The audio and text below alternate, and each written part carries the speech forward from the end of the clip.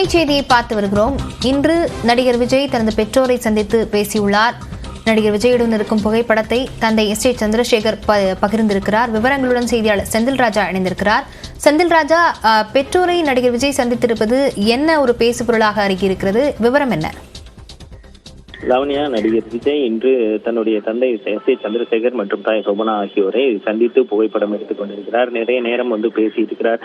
குறிப்பாக பார்த்தீர்கள் என்றால், விஜய் சமீபத்தில் எஸ் ஏ சந்திரசேகரோடு தன்னுடைய தந்தையுடன் பேசுவதில்லை என்றெல்லாம் சமூக வலைதளங்களில் செய்திகள் பரவி வந்தன.